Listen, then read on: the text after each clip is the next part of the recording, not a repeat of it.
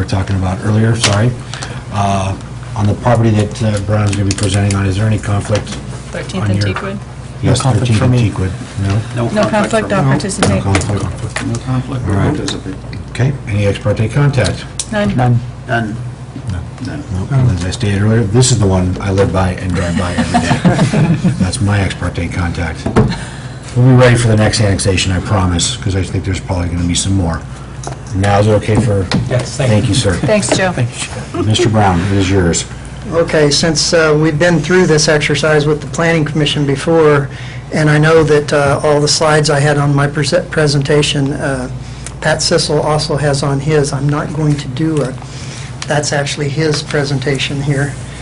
The property is located north of Southeast 13th Avenue, east of Teakwood, and west of Logging Road and the Sequoia Parkway extension. And this is a rather large annexation that involves 5 different property owners, and there's a total of 32.10 acres involved. And it has a potential to generate approximately 127 lots or so, depending on the size of lots that eventually get developed and subdivided within the zoning that'll be assigned. And that's just a reminder again that this isn't a subdivision application approval, and so it can vary when the applications actually come in. There are the 5 different tax lots, 400, 500, 600, 700, and 800 involved.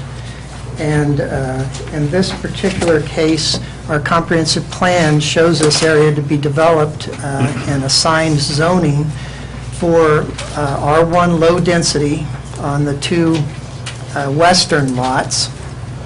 And then on the remaining lots, you would have the R1.5 zoning, which is medium density residential, which calls for generally a higher density housing in that particular area.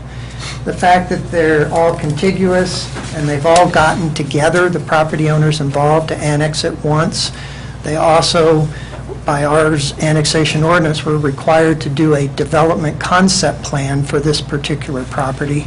Unlike the previous one where the annexation ordinance required a development agreement, this one's a little more detailed in that a development concept plan is proposed. It consists of several individual map sheets indicating how the infrastructure can readily be made available to serve all of this area, how the general street pattern will be laid out, water and sewer, and driveway entrances off the major arterials and those kind of things, including, in this one, a location for a future city park. And so all of those things are outlined in the required development concept plan, which is a requirement by the annexation ordinance to be adopted by the council as a concept for the area before the zoning is actually allowed to be assigned. So that means prior to the vote of the people, et cetera, you adopt this concept plan.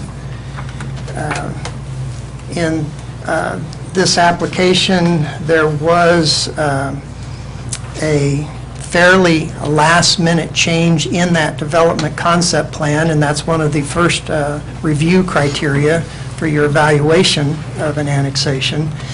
And that was, Kim placed that out on the city's website so the public could see it.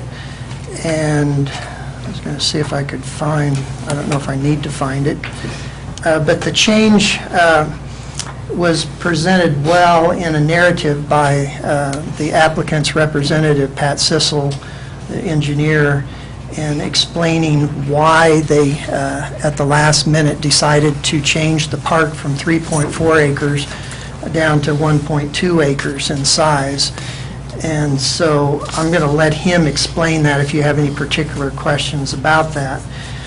But the basic thing is that the Planning Commission was aware of that as a possible option. It was discussed at the Planning Commission, and in between the time that the Planning Commission made the recommendation fully supporting the larger park, they were aware of the smaller park as a possibility. and wanted you to know that they were aware of that. Staff is in full support of the smaller park, as we were in the larger park. And the annexation ordinance allows us and the applicants to propose a variety of arrangements in terms of the size of the park. The initial larger park was based upon the idea that they would get SDC credits for all of the property within the development, which basically means they wouldn't have to pay transportation SDCs because they're giving us a park in lieu of that. By shrinking it down to 1.2 acres, only one property is going to have the entire 1.2 acre park on it, and it's likely that that particular development on that property will not have to pay any SDC fees because they're giving us a park in lieu of paying SDCs on that particular property. So that's how it will work if annexed and later we get subdivisions. And one of the most difficult parts of this, and Pat will certainly tell you, it's just been incredible the amount of work and coordination to bring the different property owners together, especially because of the park issue, especially when it was a larger park and they needed to make all the property owners whole, since one property was giving most of the park.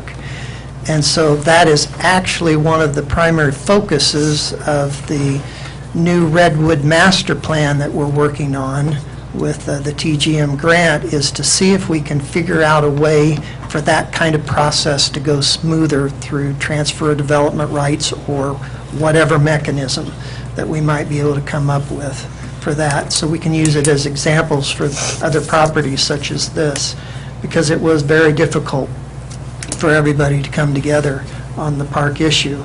And we certainly want to take advantage when we have the property owners actually proposing a park and agreeing to a park. It was just the size that we've been working with. This particular annexation did have a full traffic study that was performed, and probably the main thing that came out of that and is supported by our adopted transportation plan is that two two street entrances will be allowed onto the arterial street, which is the adjacent Southeast 13th. Those distance and separations from existing driveways and between them don't quite meet the absolute T of the ordinance requirements. It really requires a little bit more separation. But the transportation plan anticipated where those positions would be, so staff doesn't have any problem with where they're proposing, and we're just talking about a few feet difference in meeting the actual code requirement. One of the major things, criteria for analyzing annexation, is to make sure that all adequate public infrastructure can serve the development or will be served once the subdivision comes in. And the only thing that's probably of note on this particular one, water, not a problem. All the other franchise utilities, is the city sanitary sewer. In this particular area and part of town, there will have to be construction of a new sanitary sewer lift station, approximately in the location of Malino and 13th, Southeast 13th intersection. The ideal scenario would have the city constructing the permanent new lift station that will serve an area much larger than just this annexation site.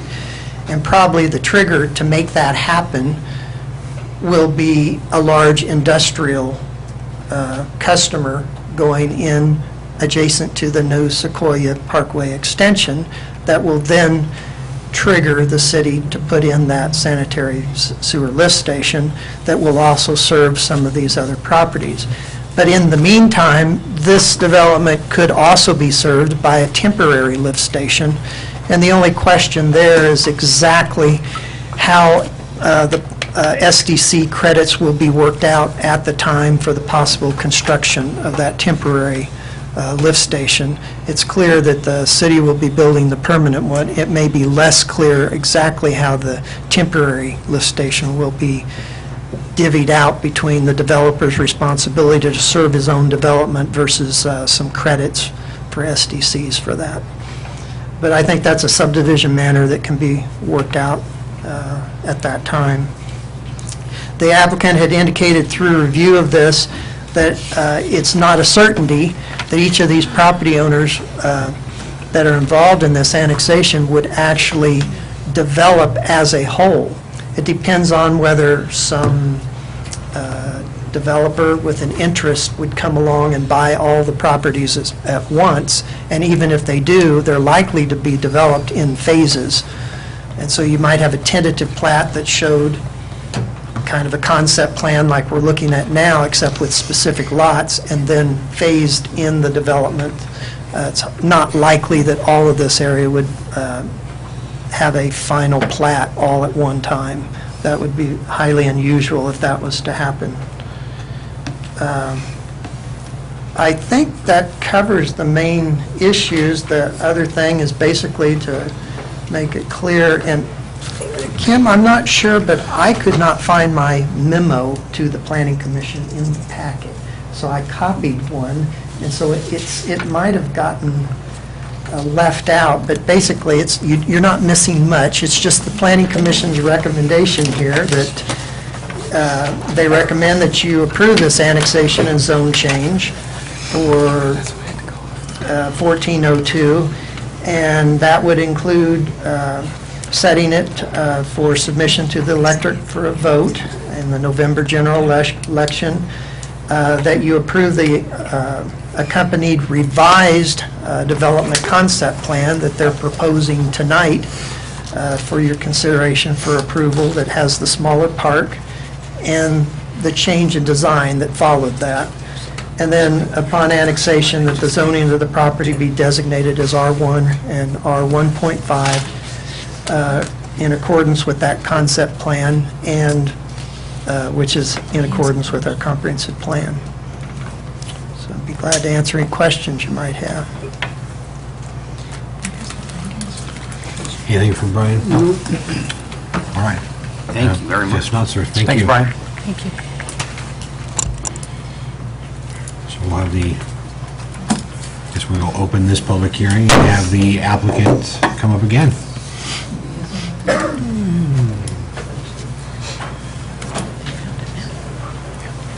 Good evening again. For the record, Pat Sissel, Sissel Engineering, 375 Portland Avenue, Gladstone. I'm here tonight with the Stolers and the Rices, and Ralph Knitter are here, and I'm going to try to leave a little bit of room at the end in case one of them or a couple of them want to come up and say a few things on their behalf as well. The proposal is, as Brian mentioned, this area is identified in the comprehensive plan as an area that requires a development concept plan. And the development concept plan includes the properties that are in this bold area here, as well as this one on the corner. And this owner was asked and chose not to be part of the annexation application. But his property is still included in the development concept plan, as is required. The site is north of 13th Avenue. It borders the Logging Road Trail walkway here and the new Sequoia Parkway extension and the bridge. The bridge is pretty evident from, in particular, the Stoller and the Markham property here. The site is to the west is this is the Feist Addition subdivisions, phases 1 through 5. This is property owned by the Feist family that's already annexed into the city. This is parcel owned by Canby School District, and then this is Baker Prairie Elementary School.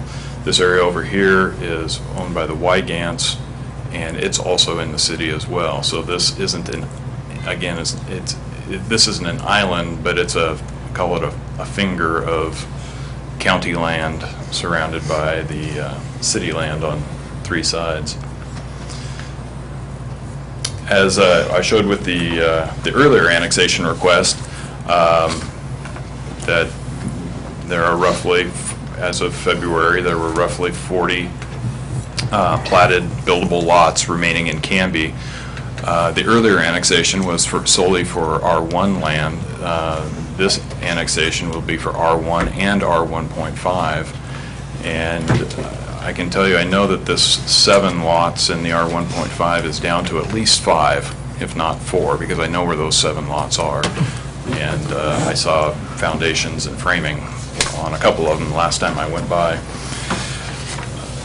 The land is in the extreme southeast corner of Canby. This is 13th Avenue. This is the railroad spur. Milano Road is right down in this area here. As far as the ownership, Netter owns this piece here. This is zoned R1. Boyles live on this property here, also zoned R1. This is the dividing line between R1 and R1.5. Everything to the west of this line is R1. Property to the east over to Sequoia Parkway is zoned in the in the comprehensive plan as R1.5.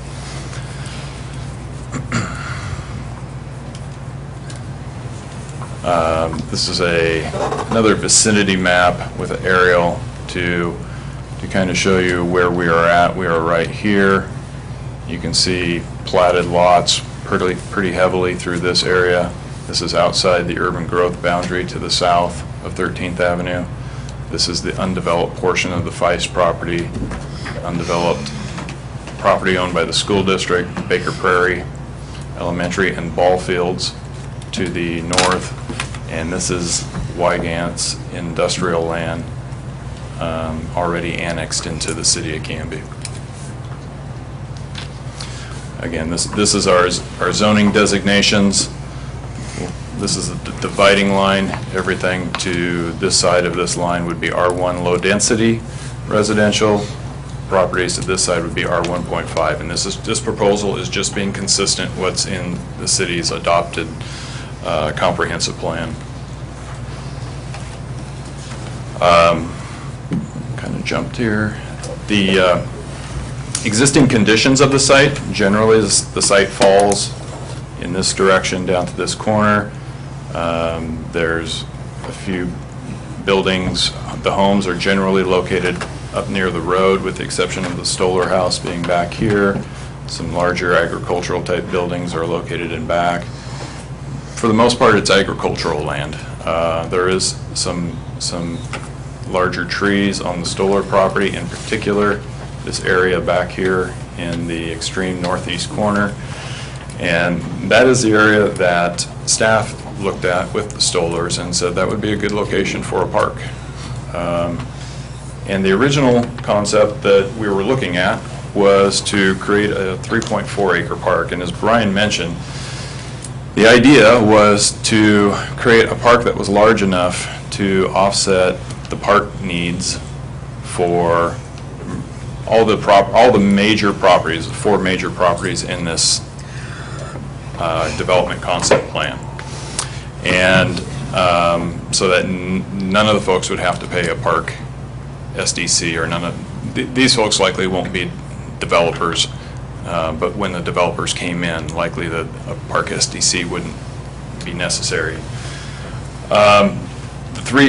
What the city's main concern, the parks staff that we were dealing with, their main concern was saving a group of trees here in this corner, because it's unique to this area. There's not a lot of stands of fir trees in this area, and it's located adjacent to a bike path on the school property here that runs out to Teakwood, and also the logging road trail comes in here. So you have these 2 pathways that come in and meet right at this location, and they felt it'd be a perfect spot for a wayside or something where people could get off their bikes, sit in the shade at a picnic table, and have either rest or have a picnic and then ride back.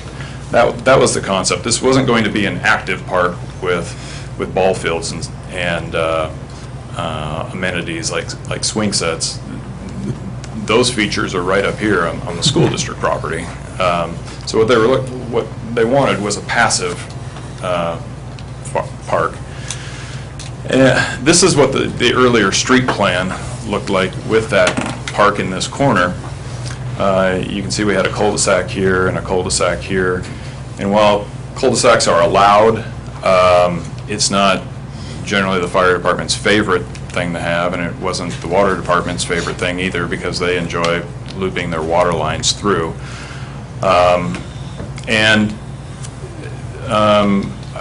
I wanted to explain the reason for, or the reasons for the reduction in the park size were, this was originally submitted in February, and there's, you know, the cities are dynamic and things keep happening even after applications go in. And after this application came in, one thing that came up is that the park's budget has gotten trimmed, and at least one maintenance worker has been lost. And in ongoing discussions with park staff, or with city staff, the difficulty is that they're having trouble, or the reality is they're having difficulty keeping up with park maintenance as it is. And if annexed this year, conceivably this park could be turned over to the city in possibly a 2-year period. And in discussing it with staff, the feeling was that smaller might be better in this case. What the importance of this area is the trees, and creating an area for people to recreate in the shade, sit down on a bench, or have a picnic table to sit at. There'd be a restroom here, and all that, the shade and the benches and the picnic tables can all be accomplished in a 1.2 acre park. The other issue is that with this development agreement and the annexation, we're requesting annexation now. There's no guarantees that the properties will be, if you refer it to the voters, there's no guarantees that it'll all be annexed. It could be defeated. The development agreement still sits there approved, if you approve that tonight. At that point, these owners could come back one at a time or two at a time and propose for annexation. And we don't know in what order it could happen.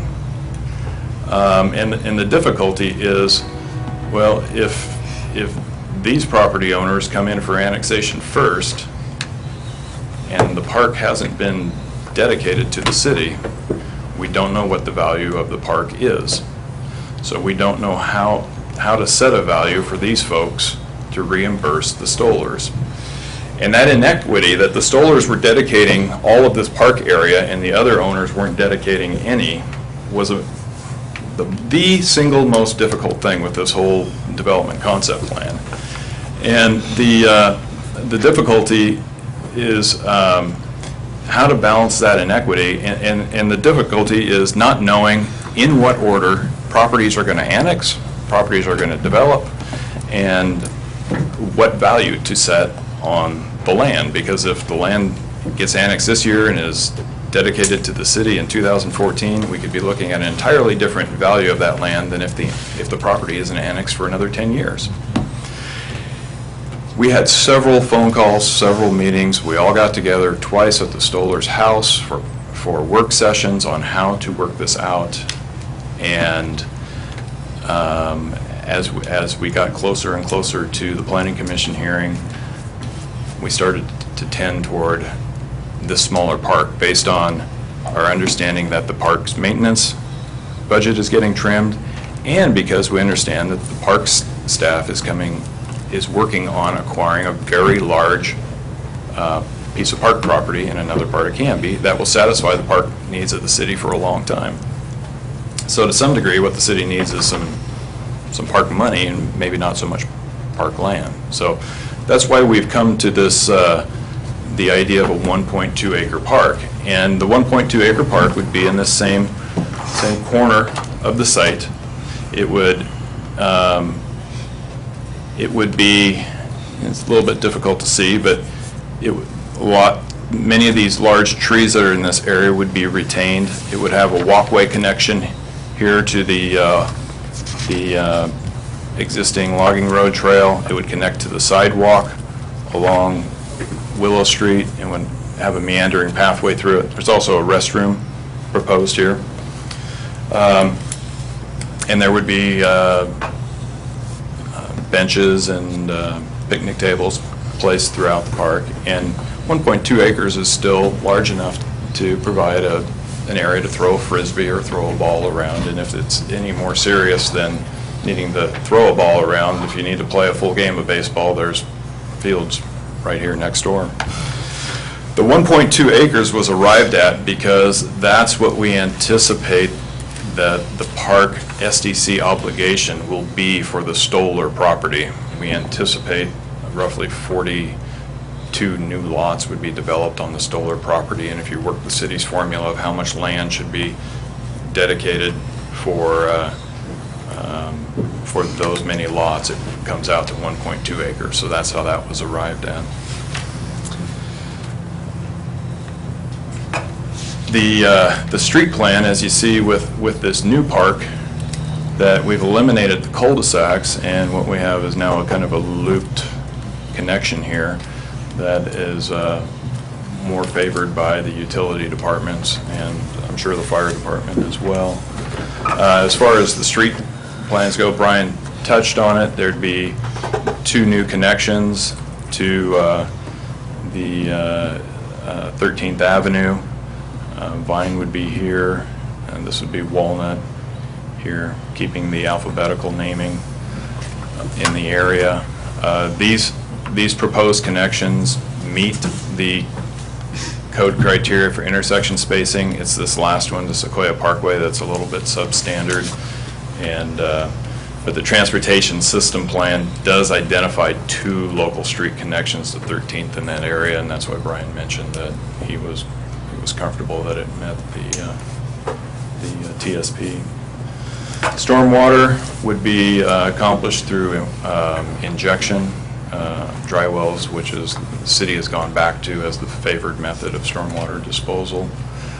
We just show on our stormwater plan the location of the existing wells, so that we note that there are wells out there and that new dry wells will have to be kept out of any protection areas around the wells. As far as the sanitary sewer, Brian also touched on this, and I just want to mention I did have follow-up discussions after the Planning Commission meeting with the city engineer to discuss the likelihood of a temporary pump station versus a permanent pump station, and he told me that his feeling is that the city won't have any difficulty securing a site in this area for a permanent pump station. And although it's certainly possible to do a temporary pump station, he feels that it's more likely that a permanent pump station would be built in this area. Because there is, I'm going to jump back here.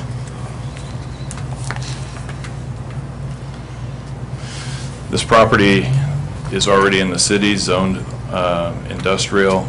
This is already in the city zoned industrial. If an application came in today for either one of these, they would need that pump station that's planned right down here. They're both below the grade of existing gravity sewer. City engineer's feeling is to have more shovel-ready industrial land in the city. It would be good to get that pump station in as soon as possible. And either a residential application here or an industrial design review application here, whichever comes in first will trigger the need for that. The water system, a new water system line was put in Sequoia Parkway when it was constructed. The existing water main ends in 13th Avenue at the east end of the Feist property, and the proposal is that this application would connect those 14-inch water lines, so that's a loop system through that area. That's all I have. Again, I think this is, I think we've shown that the city is in need of additional land, in particular in need of some R1.5 land, and we feel that the timing is right to bring this in. As Mr. Root mentioned earlier, there is a need for land not only in Canby, but in every city right now. Great. Any questions? Questions for the applicant? Yes, sir. One, what would the average lot size be for this development? In the R1 zone, the average lot size will be just slightly over 7,000 square feet, I believe. 7,000 is the minimum, and I think it's likely that most of these would be built somewhere close to the minimum. If you look a little farther west in the Feist Edition neighborhoods, most of those lots are in the 7,000 to maybe 7,300 square feet. The R1.5 lots are generally going to be between 5,000 and 6,500, so a little smaller. And that's the purpose of the medium-density residential. They will be single-family, but they will be smaller lots than the low-density zone.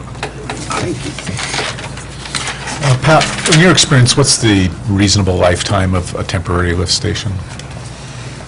Well, the components are basically the same as Okay. the permanent pump station. About the only thing that you couldn't transfer over from the temporary lift station would be the wet well. Okay. And in talking with the city engineer, the city's pump stations are typically a wet well with a fiberglass can over the top. The pumps and the electrical components could be transferred from the temporary station to the permanent pump station. About the only thing that couldn't really be would be the wet well. So we're not talking like a short 2-year lifetime? No, his comment to me was that he felt that a piece of property further east on 13th Avenue could be found easily if the city pursued it. The city just hasn't pursued it to this point.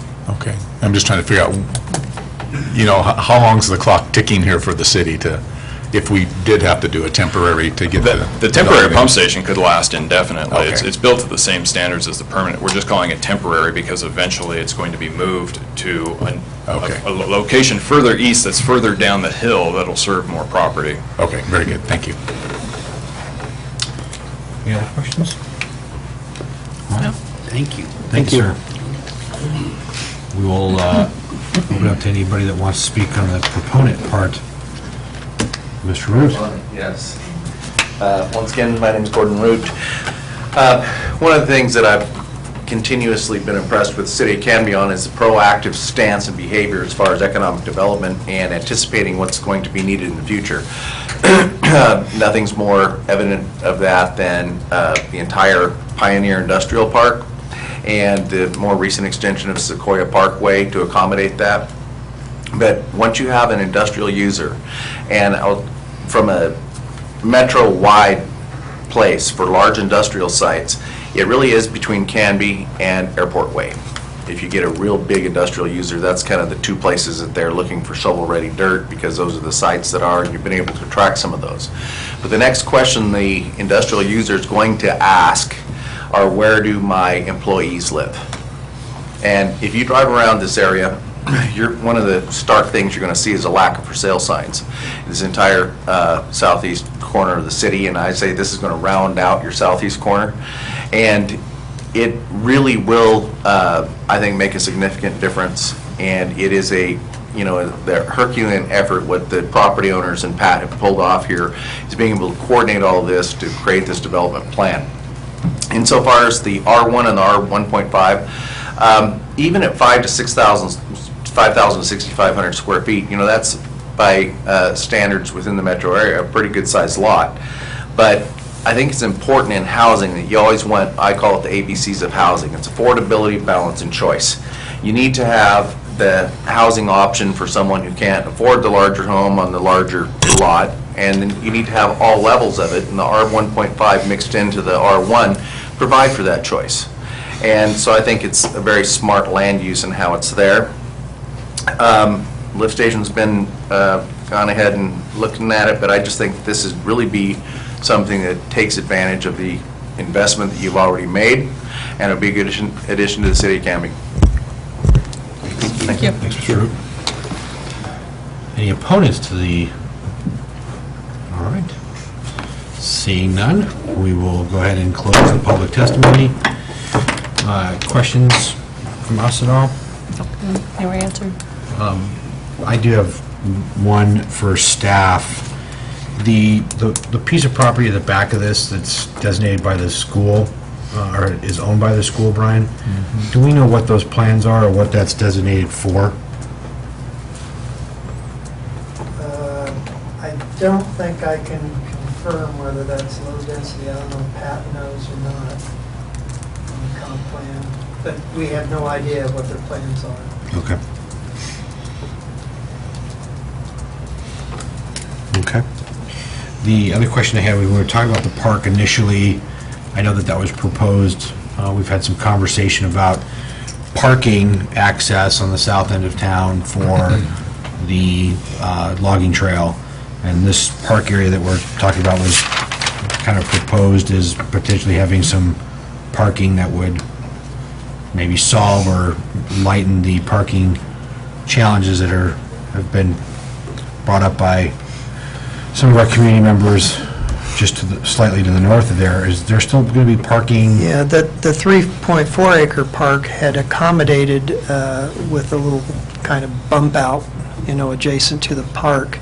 I think you're going to have to ask Pat about that because I'm not aware that that was indicated on this one, but it looks like it could have the same kind of bump out parking with that was for the previous park. It'd probably be the same number of spaces. So I still think it's a possibility, just as the other one was. I'm not sure that whether it's shown on this concept plan or not, though. So maybe if he could confirm whether that's a possibility, parking adjacent. Sure, yeah, if you wouldn't mind, yeah, if you got some input on that, Pat?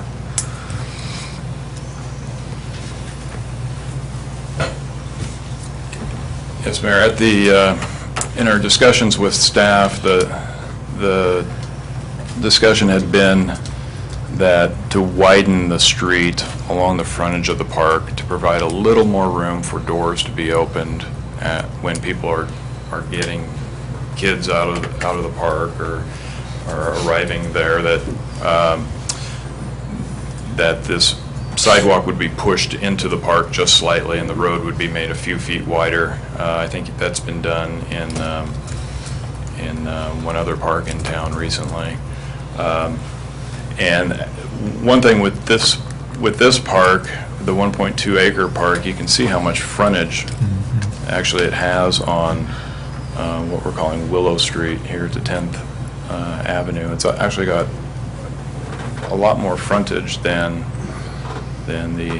the old park design here, and just had this smaller piece of frontage here, and then it had a little bit in these cul-de-sacs. So that's one thing we did notice when we went to the new street design, that it did provide a lot more room for parking. Okay. As far as the school district property, we did discuss, as I did get in contact with Tom Scott, who's on the Canby School Board, and talked to him about this school. To his knowledge, my knowledge, the school district doesn't have any set plans for that property. It is zoned R1 low-density residential, but they don't have any plans that I'm aware of to do anything with it one way or another. Okay. All right. Great, thank you. Thank you. No? Okay. All right, if we've got no other questions for that, I'll take a motion to, Mr. Mayor, I move to approve annexation zone change file number ANNZC 14-2 pursuant to the above recommendations by the Planning Commission. thank you, Counselor. Second. Thank you, sir. Motion is made by Counselor Hensley and seconded by Counselor Dale to approve annexation zone change file number ANN/ZC 14-02 pursuant to the above recommendations by the Planning Commission. And is that with the amendment to the smaller park? Because that came in as a slightly different. Brian, they have to mention that that's with the amendment to the smaller park if they want it, correct? Yeah, because technically what they're doing is they're adopting a revised development concept plan that shows the smaller park.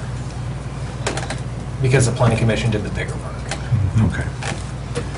if that's what you wanted, Okay. if that was what the motion meant to say.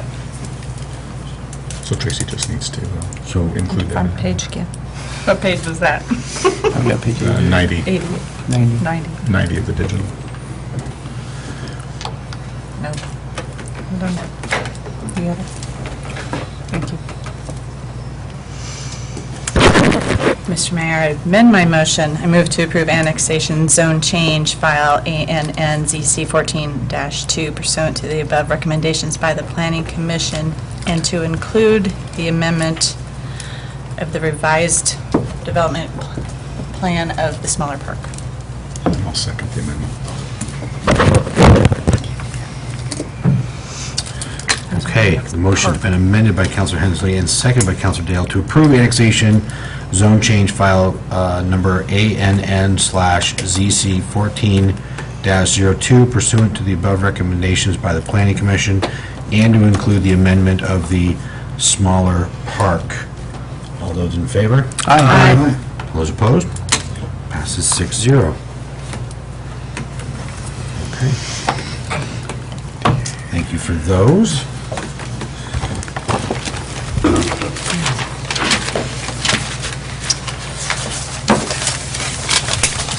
All right, so we'll move into our third public hearing this evening, a text amendment. So if you excuse me while I read us a different public hearing format. The matter presently before the hearing body requires a public hearing. All interested persons in attendance shall be heard on the matter regarding text amendment 14-01, industrial zone chapters of the Title 16 of the Camden Municipal Code. If you wish to testify in this matter, please fill out a yellow card on the matter, or card, and give it to the city recorder. At the appropriate time, please step forward to the microphone, state your name and interest in the matter.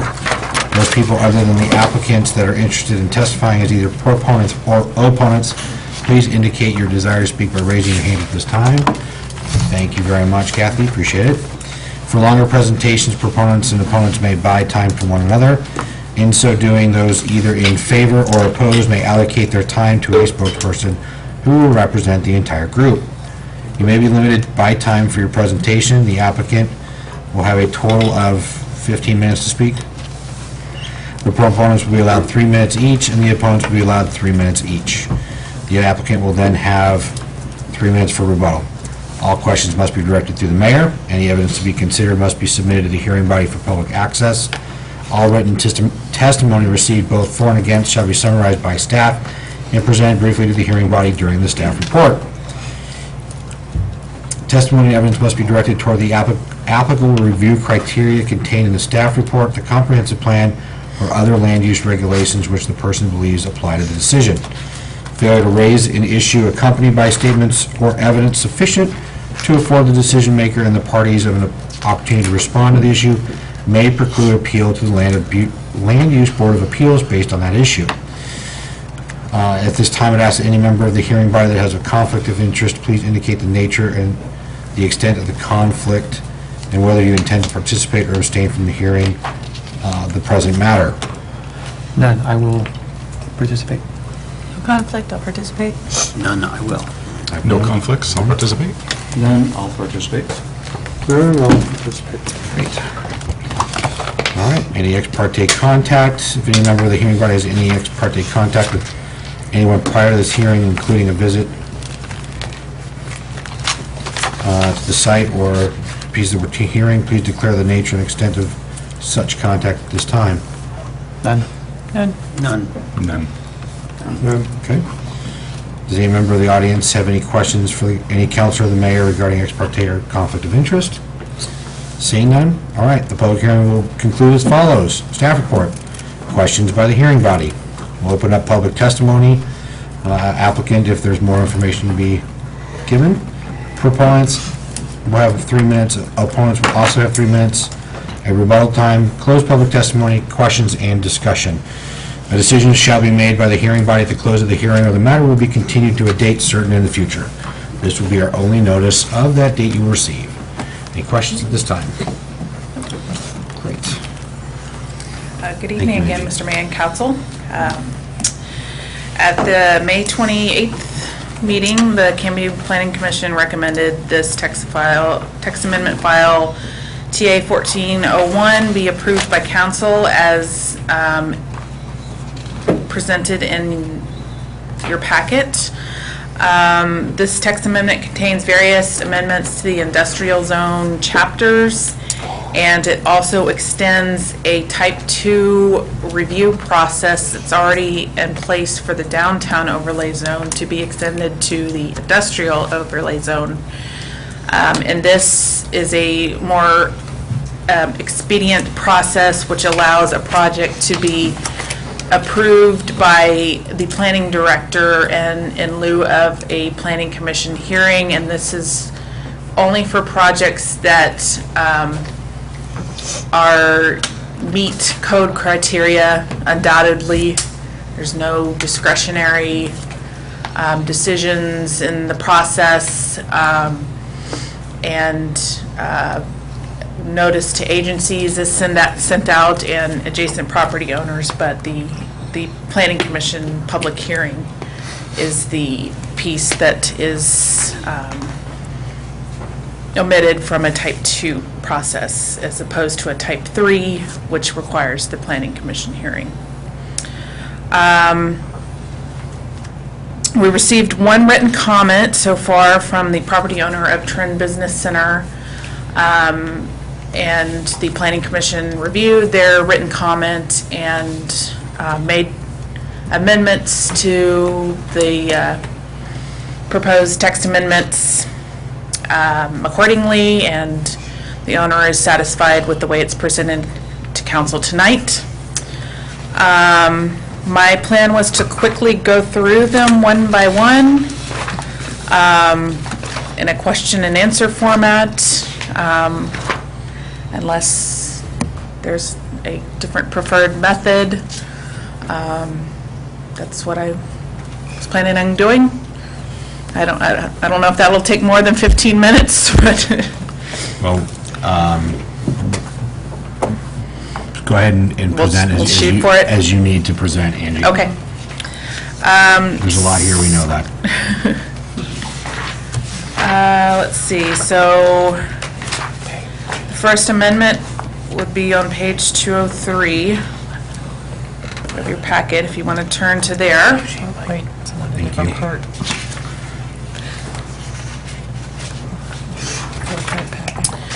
This amendment is copied for the CM, M1, and M2 zone. They're identical amendments. The original proposal, some staff members had received comments from property owners about concern of screening of outdoor storage in the industrial park. So staff had proposed language for tighter screening requirements for outdoor storage and buses and large vehicles, freight maneuvering abutting a residential zone or for developments abutting a public street.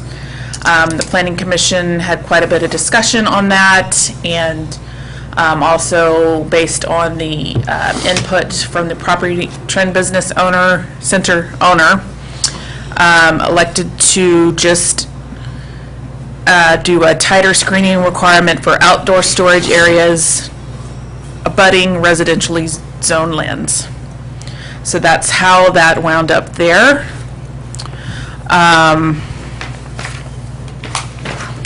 And on page 207, the same language is proposed. The omission of that number 2 is just combining the language with the proposed addition at the bottom.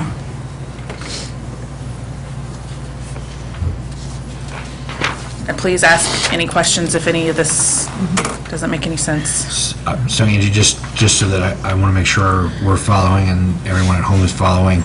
So these were text amendment changes that you guys have made to the Planning Commission. They've come back and said, no, leave the language as is.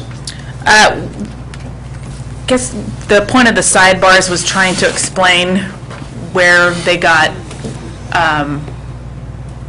what's proposed in the main body. So we could have just given you the text amendments and saying, here's what it is, and with no explanation, and but we just kind of wanted to give you more background of the discussion that got to the point. But the proposed amendments are not whatever's in the sidebar, it's Okay. what's in the main body of the text. I like the sidebars. I do so too. Okay. They're helpful. It gives us so some background. Thank you. I just want to make sure I understand what. And then when the sidebar, there, I don't know if it confused a couple of people. The way the word does is kind of highlights the area where you're making a comment on, but that abutting a residential zone is part of the proposed language. Right, versus abutting a public road.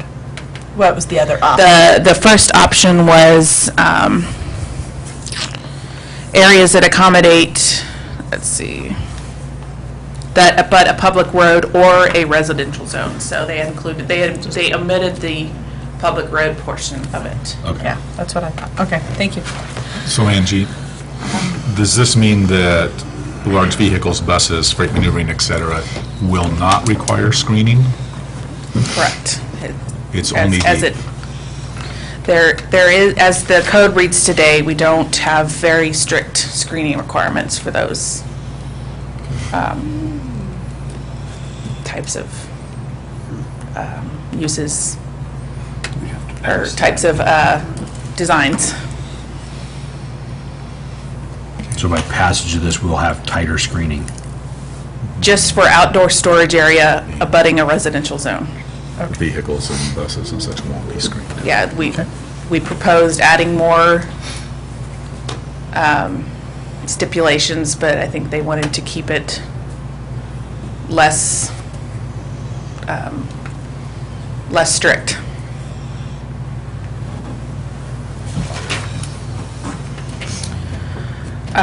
Same on page 209.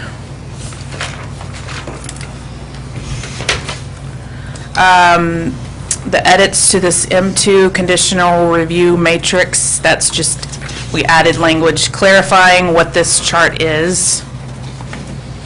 And then we added a low-impact design and sustainability features category. I don't think there's been an M2 conditional use proposed for over 20, 30 years. I don't even know if this has ever been used, this chart, but it's for an M2 conditional use would be some really intense industrial development that's not listed already in our permitted use categories. It would, so, you know, this chart's rarely, if ever, been used, but So M2 is, if I heavy remember- industrial Thank zone. you. Perfect. Next edit is on page 211, is just language cleanup, updates. There's a small typo there on .020, it should be master plan, third line, Instead of Mater plan? instead of meter. I don't see it. Under applicability, In the blue. in the blue type, it says as defined in the industrial area okay. Mater plan. We need an S in there. Master, okay. Could have a mater plan. Total Mater. Oh, meter. Good job, Tim.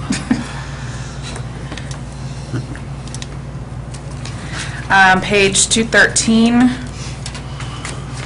Which one is Mater? So Check. the existing code has a stipulation in our industrial overlay zone that a proposed use in the, or development in the industrial overlay zone, which is basically the Pioneer Industrial Park, needs to have 12 employees per developed acre to be an outright permitted use. If not, it would be a conditional use that would require a more stringent processing layer of a conditional use. This is something that's hard to enforce, one, for staff, and two, it's a little arbitrary, that 12 employee per acre requirement, but the intent of it was to discourage warehouses that don't traditionally create or not create a lot of jobs. That's what I've been told, that's how that originally got in there. Staff just proposed at first to lower that 12 to 6, and then the Planning Commission said, why is that even in there anyways? So they are proposing to eliminate that altogether. And then similarly with number 6. Angie, I'm sorry, just a second. Oh, go ahead. I have a question up here. So do we have some other way of keeping our high-value industrial land from a property owner wanting to turn it into a tow yard and have one person employed on that property? Or is this are we giving away our only tool on that? Good question, Councilor Parker.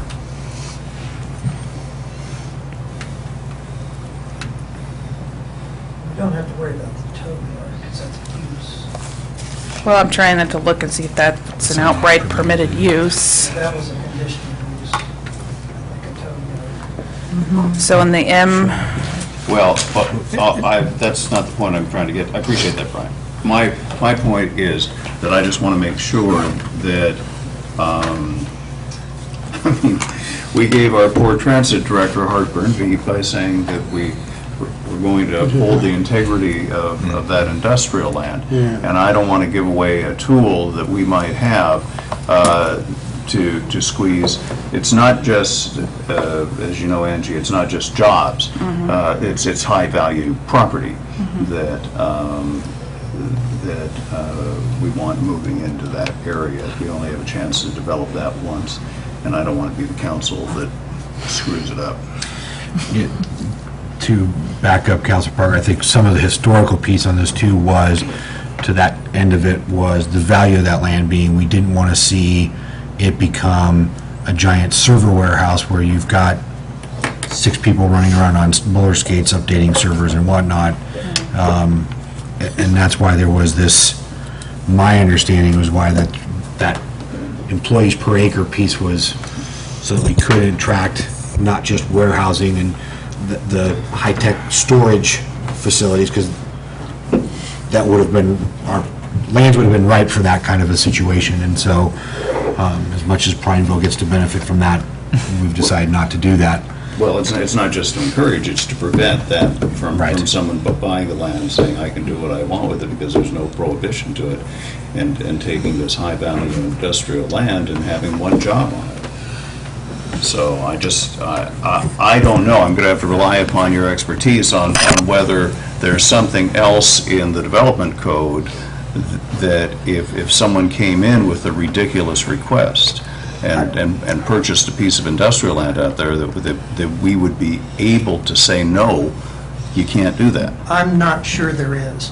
Okay. And so that's why staff proposed the 6, because we've had many years of experience with ignoring the 12, because we feel like it's too strict. But yet, we felt like if we halved it, we would still have exactly what you're talking about, the ability to keep a huge, or more than one, warehouse-type facility that doesn't really have any employees, but has 1 or 2 forklifts running all day long. So, And what I'm saying is, I am not prepared to support this document with this without further instruction, with and further so- discussion on it. So I don't know where that leaves us, if we can approve part of it, or whether this is a fatal flaw to have further consideration That's a tonight. very common thing with the text amendment, and I would strongly encourage you, in any way possible, if you have problems with one item, simply purge that item, leave it as it is, or Okay. accept the alternative that staff had proposed, which we felt very comfortable with. And if you're supportive of the remainder things, keep that moving, because text amendments will never happen. If there's one or two that you have a problem with, just purge those, don't change them, or, do something alternative. Well, pending further discussion, I would say let's just leave it at 12. And if we want to loop back on this, have a discussion with staff to get their input. Also have a discussion with staff on how rules that they don't think are enforceable aren't enforced. Gets us into a policy discussion that I'd like to have. So I would say, so far, everything I've heard sounds fine. This is a problem. Thank you, Councilor Parker. I was a little, when you mentioned that this has been a strict policy piece, and we've sometimes said, okay, we don't quite hit that, so we'll adjust it. Well, again, Angie hit on it. We bring it out and discuss it with every, I forget what Renata calls it, potential client or whatever, and it becomes an issue with almost every one of them. And it becomes an issue in that there is no good mechanism to verify or believe what you're told, and the Planning Commission discussed all of that, and they realized that it's an unenforceable requirement. And that's basically how they summed it up. We can enforce it, but we end up, cutting our nose off to spite our face in a That- situation when we've got an applicant and- coming in that wants to build a building or And put in whether a we can business. believe what they tell us, Sure. because it changes every day, the amount of employees they have. And sometimes it's a 5-year trajectory of growth That's and right. et cetera. So to So is it when they first come in, the very first year they have to meet it, or is it what they propose to meet in 5 years, which then you're constantly have your staff running, chasing, how are they doing? Have they met it? If they haven't, are you going to kick them out? And all of these kind of things. Sure. Counselor? That was my question, is how do you enforce it? You can put it on here, how do you enforce it? A server company comes in and says, yeah, we're going to have 12 employees, and then within 3 years, there's one. What do you do? Yeah. And that's the enforcement part, is I think